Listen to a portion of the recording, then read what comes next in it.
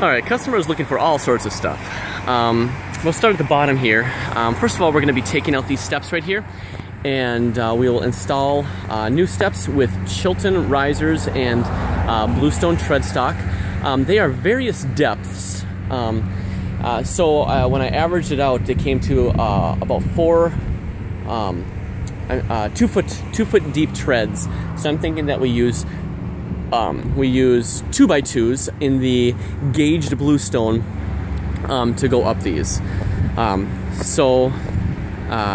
We'll use, like I said, Chilton risers and then the gauged 2x2s as the treads. As we come along here, what he wants, he kept saying that he wanted his front yard to pop.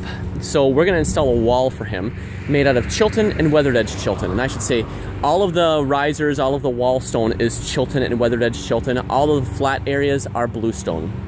Okay, along the front here, all right, coming all the way down to his driveway, I'll walk there, is going to be a approximately 30-inch tall wall along here. And I'm pretty level up to this point, maybe losing a little bit of height, but as we get closer to his other driveway over here, or to his driveway over here, it definitely it drops much faster as we're in this area right here. I'm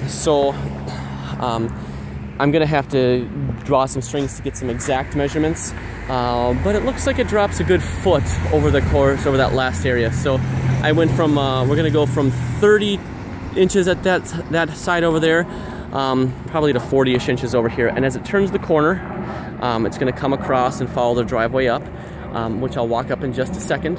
But we're going to put in 5 bump ups, 1 in each corner, and then 3 spread out through the other ones. There's going to be 18 by 18, I believe, or maybe 2 by 2 pillars raised 10 inches higher than the wall. So as we come around here, so this is still the first course, we're going to come around. He's been talking about, he talked about widening this driveway. So there's also a possibility that we would cut back into this, I would say 5-ish feet to do this, but this, I'll talk to you about that later, okay? So it would come around up here, and it would end at around grade, which is right around this area where this top wall is. So the second wall, which is the second tier, you can see approximately where the footprint is right now. It's pushing forward. We're going to keep a similar footprint to what it has. I'm going to walk up top so you can see. So it's going to come around like this, and he really likes the idea of a curve. So we're going to follow it along this, and as we get to the near part over here, we're about 12 feet away from the road, or from the sidewalk, from there to there. But at this point, we're going to kind of separate because we've got another tier of wall right here that actually continues on. So we're going to connect these two more or less and come along here. Okay, and once again, we're going to separate from here, and following the more or less the curve that I have on the diagram, it's going to come along like this and meet up with the steps over here. I gave you the measurement for the total linear feet of this second wall. And we're going to make this wall 30 inches tall. There shouldn't be any stepping that's involved with this wall because it's level with the ground. Okay, both of these walls, he wants caps on them. Bluestone tread stock caps. All right, so we'll get back to these steps right here. We already talked about these steps coming up along this. All right, starting at this point, we're going to do a bluestone walkway. It comes like this, and around, and we'll come back over to this in just a minute. And this is a 4-foot wide bluestone walk, okay? And it comes around like this, and I'll just show you, and it meets up over here.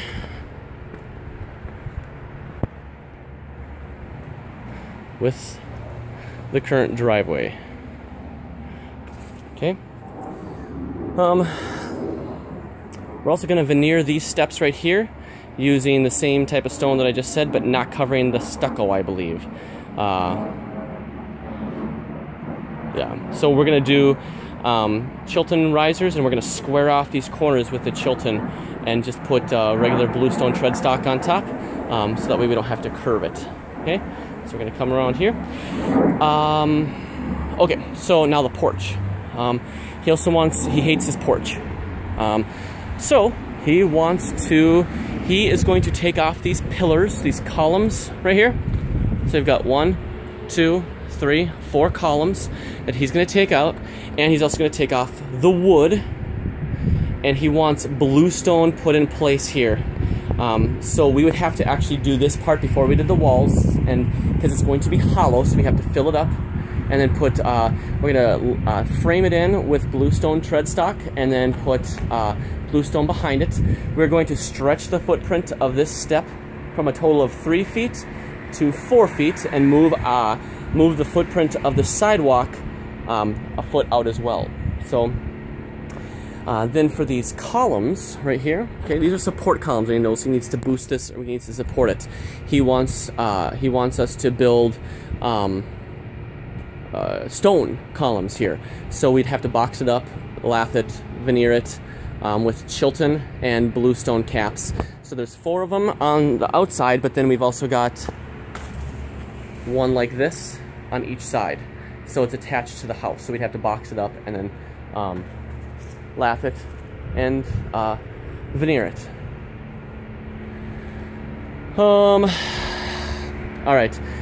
Finally, I'll talk to you briefly about the driveway. He wants to do his driveway in tumbled pavers.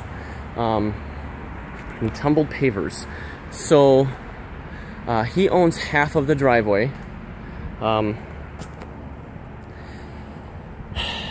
So this is all his over here. He also wants something done over here, but once again, I think I'm going to let the paver guy deal with that. So they own half of this driveway that we're going to look down right here. Okay, I think we need to give this to Yellow Brick Road, or whatever they're called. Too big for us, especially in the time frame that he's looking for.